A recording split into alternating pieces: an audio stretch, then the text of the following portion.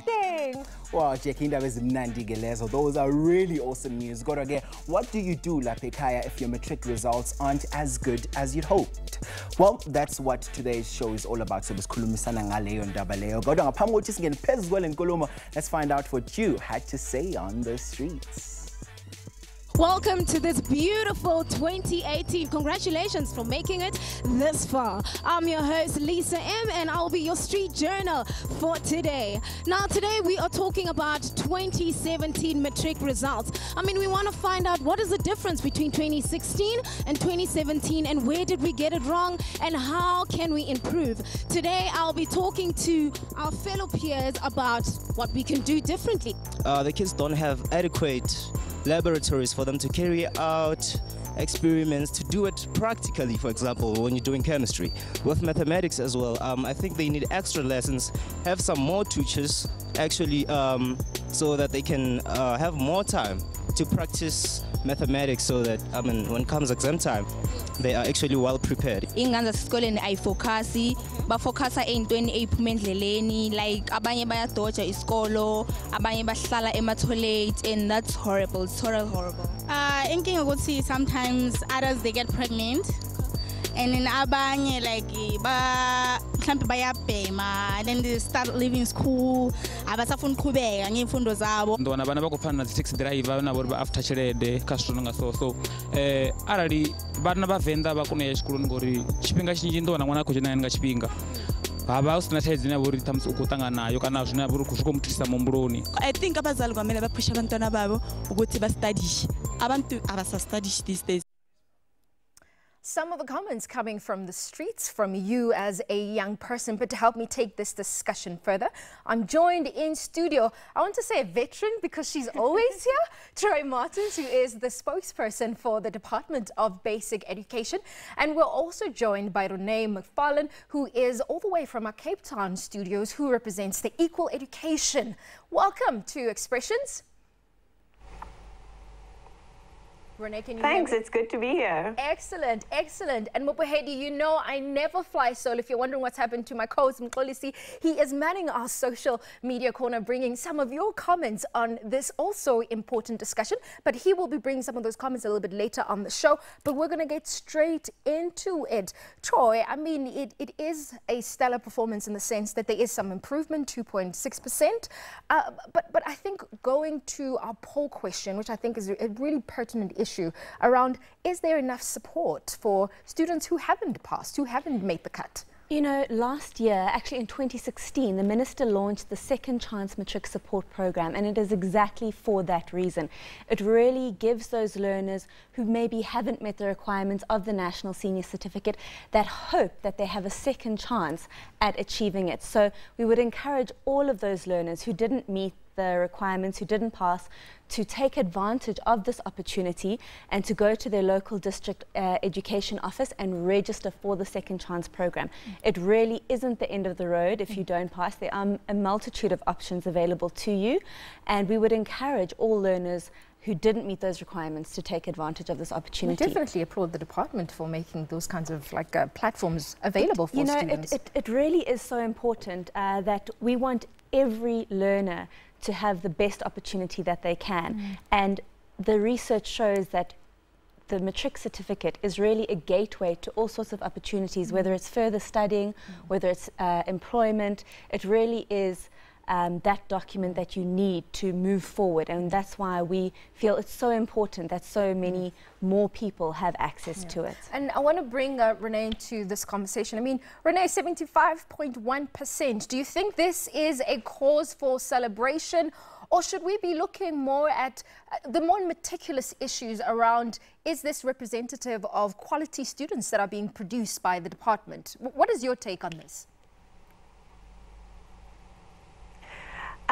EE has consistently reminded the public that it's important to be a bit more cautious, I think, before we start celebrating, because a pass rate doesn't really tell you something unless you know how many learners were supposed to write, how many learners wrote, and how many learners eventually passed. So the matric pass rate only tells us how many of the learners who actually ended up writing matric passed matric. But it doesn't tell us a lot about all the learners who've dropped out of school since entering the school system.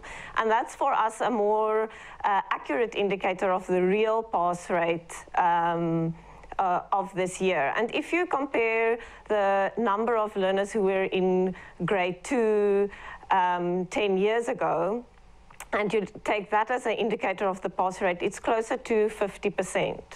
And I think that that number is really important for the conversation we're having today, because it's not only learners who didn't pass this matric exam who need support and assistance, it's also all the learners who've dropped out along the way. We have about 3 million young people who are not in employment, education, and training. That's a huge amount of learners who either from the DBE side or from the Department of Higher Education side need support to receive further training and aren't necessarily receiving that type of support. And I think, Troy, I think this is where you should come in, and I want on the back of what just Renee had said. I mean, we know as well that 9 schools achieved a 0% pass rate, and obviously KwaZulu-Natal having the highest in terms of that. What kinds of interventions have you put in place to make sure you can mitigate something like this, at least in 2018?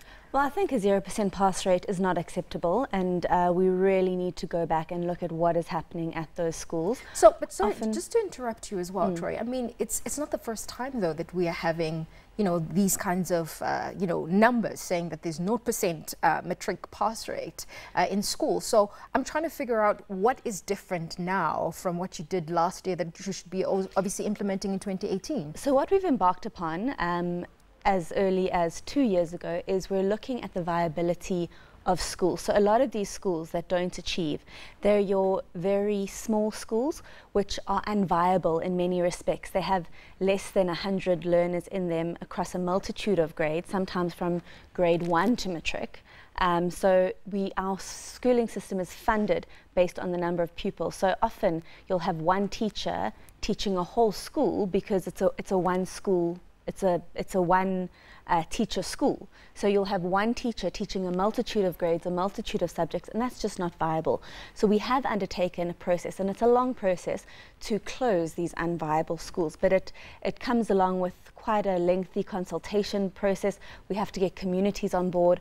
Often these learners will now have to travel further than they did before, so we have to ensure that transport or boarding facilities are available for these learners, but at the end of the day they'll be in a more viable school and they'll have a better chance of success, because a lot of them are your farm schools that really have maybe 50, sometimes even less. There's been schools with less than 20 learners in them, and they are just not viable. And that's when we come with these very terrible results, because they're not actually getting taught properly. And I think I just want to bring Renee in here quickly. I just want to find out from you, what do you think can be done to mitigate this? Because I feel like, you know, in 2017 was more or less the same type of conversation. We know what the challenges are. We know what the shortcomings are.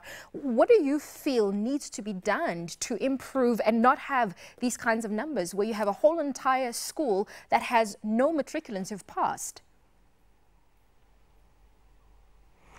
Yeah, I have to say, I think it's a slight cop-out to say that most of those schools are rural schools or non-viable schools, because we see urban schools, we see larger schools where results are also poor, and it points to a broader issue than just having some schools that are too small or are quite hard to serve.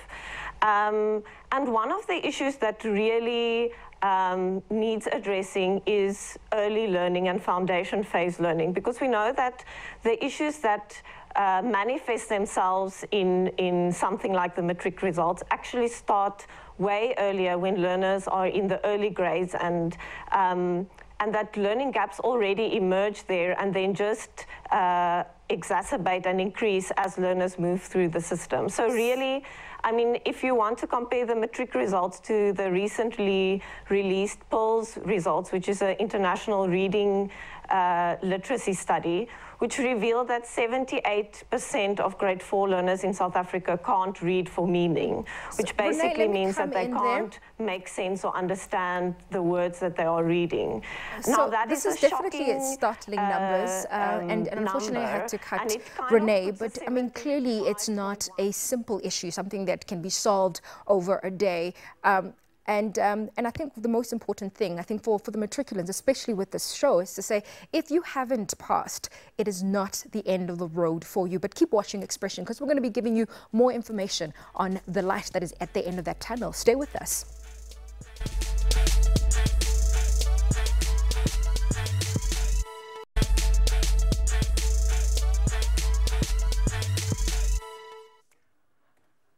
I guess you're still watching your #1 Youth Current Affairs show. This is Expressions. We're discussing the 2017 matric results. Is there enough support for the matriculants abangazange bahambe kahle ku-matric last year? I'm now joined by Upenwell Maduna from COSAS. Numzan, sikubingela sikwamukela. No, thanks for inviting us as COSAS. Congratulations for passing grade 11. No. Thank you. And welcome to the show. Now, umfethu njogoba besizwa ngale uTroy Martins ekhuluma ukuthi there is enough support for ama-matrics angazange pass last year. I saw you shaking your head there. Clearly you did not agree. Why? Yes, we do not agree as the Congress of South African Students, because we are saying that there is no enough support for matriculants. And in fact, before we start with matric, as the Congress of South African Students, we have been saying that we are calling for one school, one social worker, or even 2 social workers to deal with the challenges that are facing young people in schools. But the Department of Education has failed to do that. We have been writing letters to the Minister of Basic Education and to Elijah Mhlanga, informing him that we are demanding one school, one social worker. And we are saying that we want one school, one social worker, because learners are facing many different challenges. They are child-headed families. They can't cope with stress that they receive from home. So that's why every school needs a social worker. And before we even come to them failing matric, we need to understand what is the cause for learners failing matric, because some of them fail matric because they do not receive enough social support. And the other issue that we have seen of learners committing suicide after failing matric, learners, they commit suicide because their results are being taken to the entire country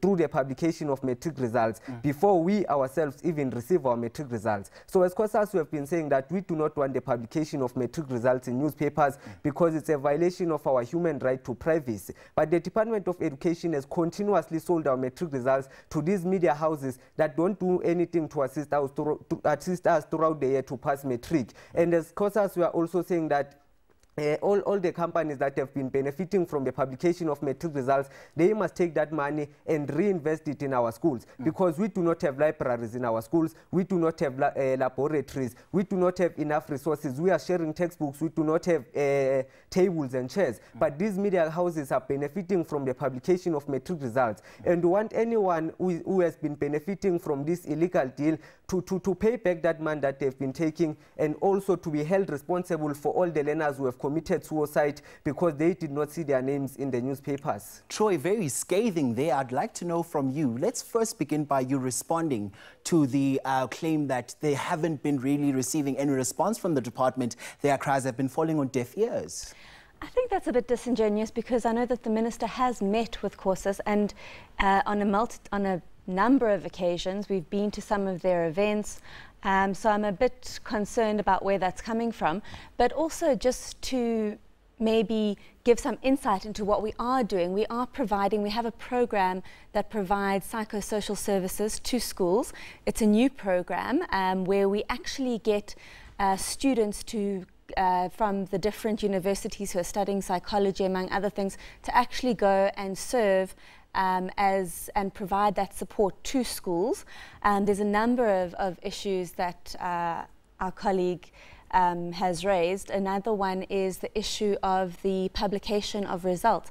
And we need to reiterate that it came from a meeting with COSAS that we no longer publish names in the newspaper. So there are no names of learners. It is only the student number. It's not any kind of identification number. It is the student number, the student number and the whether they passed or not. So that is the only information that is published, and that came out of consultation with COSAS over about 3 or 4 years ago already. So it really is a process, and this is how far we've come, and maybe we need to sit down and have further engagement, because obviously we're talking past each other. But I think we also need to not blame the publication of the results for these learners who sadly take their lives unnecessarily so. Absolutely. We need to really, you know, look at what the actual causes are, and that is that they didn't pass or whatever the reason may be, and let me provide just at the back of that just quickly take a few comments on my social media wall. We catch up with Garth, who says, yes, I'm happy with the results because Western Cape has come third and it is good. Odwa says, indeed, a big yes. I recommend the MEC to visit Gofimvaba. I've been there a few times, and award a sister at St. James High and Nonyoza at Gofimvaba High for the great job. Iminyaga ilandelana, leading the province, the Eastern Cape, hashtag excellence. And of course, there's more on this all-important discussion on the back of this. Stay with us.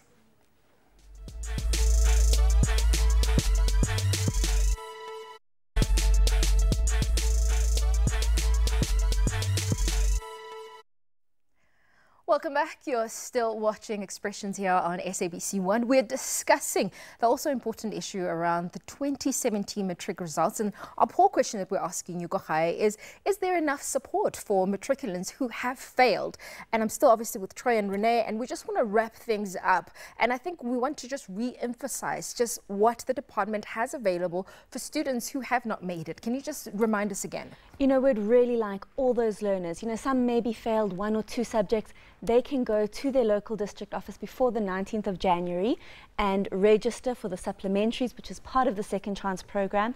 For those who maybe who failed maybe a few years back, they can also have a second chance. There is still hope for them as well. For example, those who maybe didn't pass in 2010 or 2011, they can also register for the amended senior certificate.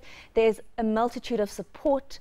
It can all be found on the Department of Basic Education website, which is www.education.gov.za, and click on the Second Chance Matric Support Program, and there is so much information available and so much support, and we really want to encourage all those to take advantage of the opportunities. Excellent. Well, thank you for that. And I just wanted to also give Renee just the closing comments around this issue, especially maybe around what you are doing to help matriculants who have not made it. So as a closing comment from Equal Education side, I'd say we're looking with great expectation at the grade 1 class who's starting very soon. And really they are the learners who need our support from the time that they enter the education system. So that hopefully by the time in 12 years' time we're looking at their matric results, we can have a full cohort of learners passing matric rather than having half a cohort left behind. Thank you very much. Thank you for being short and sweet. A big thank you to all our guests for sharing your insight on this also important conversation. And of course, Gochaya, Expressions would not be Expressions if you were not a part of it. So this is what you would like us to cover on our upcoming topic. Take a look at this. Hi Expressions, my name is Noma, and I'm hoping next week you guys can take a look at the free education as it was announced by the President. Hopefully you guys can maybe give us a little bit of information on how they're going to plan on implementing this, and we get to hear how students can further their education. Sibonge kakhulu for that video, Noma. Remember now, Lepakaya, to keep those videos coming. Now, Kaya class kanye no Tabiso Beng are joining us for a performance from all of us here at Expressions. We wish you a spectacular evening going forward. Cutting Edge is up next. Take care. Adios. Bye.